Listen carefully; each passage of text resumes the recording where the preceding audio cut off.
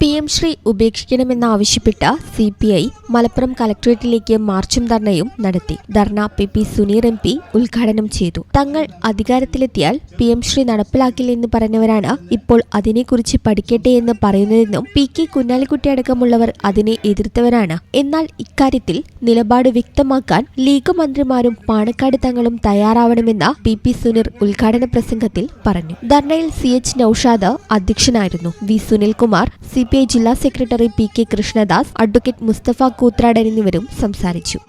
നിൽക്കുന്നില്ല എന്ന് KM ഷാജി പരസ്യമായി പറഞ്ഞു കഴിഞ്ഞു. യൂത്ത് ലീഗിന്റെയും മുസ്ലിം ലീഗിന്റെയും ഏറ്റവും പ്രമുഖരായ നേതാക്കളിൽ ഒരാളാണല്ലോ KM ഷാജി.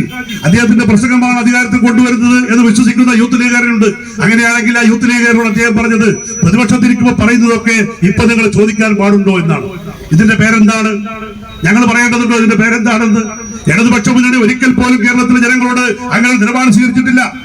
PMC വിഷയത്തിലാണെങ്കിൽ പോലും അങ്ങനെ വ്യത്യസ്തമായ നിലപാട് സ്വീകരിച്ചപ്പോൾ അത് പാടില്ല എന്ന് പ്രഖ്യാപിച്ച പാർട്ടിയാണ് കമ്മ്യൂണിസ്റ്റ് പാർട്ടി. ഞങ്ങൾക്ക് ആർജവത്തോടുകൂടി ഇത് ആരോട് ചോദിക്കാൻ കഴിയും? എന്താണ് മുസ്ലിം ലീഗിന്റെ വിഷയത്തിലുള്ള നിലപാട്? ബഹുമാനായ പാണക്കാട് സാദിഖ് അലി ശിഹാബ് തങ്ങൾ ഉൾപ്പെടെയുള്ള മുസ്ലിം ലീഗിന്റെ നേതാക്കന്മാർ പരസ്യമായി ജനങ്ങളോട് ലീഗിന്റെ നിലപാട് പ്രഖ്യാപിക്കണം. മദ്യനയം ഉൾപ്പെടെയുള്ള കാര്യങ്ങളിൽ UDFന്റെ നയമാണോ നടപ്പിലാക്കുന്നത്? PMC വിഷയത്തിൽ നിങ്ങളുടെ നിലപാടാണോ നടപ്പിലാക്കുന്നത്? ഇത്തരം കാര്യങ്ങൾ ജനങ്ങളോട് പറയാനുള്ള ബാധ്യത ഈ ഗവൺമെന്റിനില്ലേ? തെരഞ്ഞെടുപ്പിന് മുമ്പ് കോൺഗ്രസും ലീഗും ജനങ്ങളെ തെറ്റിദ്ധരിപ്പിച്ചുകൊണ്ട് അധികാരത്തിൽ വന്നാൽ ഞങ്ങൾ ഈ പറഞ്ഞ കാര്യങ്ങളെല്ലാം നടപ്പിലാക്കുക എന്നും അദാനിയുമായി ഉണ്ടാക്കിയ സതീശന്റെ കരാറാണ് കേരളത്തിൽ നടപ്പിലാക്കാൻ വേണ്ടി പോകുന്നത് എന്ന് ഏത് കൊച്ചുകുട്ടിക്കാണ് അറിയാത്തത്? എന്താണ് KC വേണുഗോപാലിന്റെ രമേശ് ചെന്നിത്തലയുടെ അഭിപ്രായം? ഇനിയുള്ള നാളുകളിൽ എന്താണ് കേരളം സാക്ഷ്യം വഹിക്കാൻ വേണ്ടി പോകുന്നത്? ഞാൻ ഇതിന്റെ വിശദാംശങ്ങളിലേക്ക് പോകുന്നില്ല.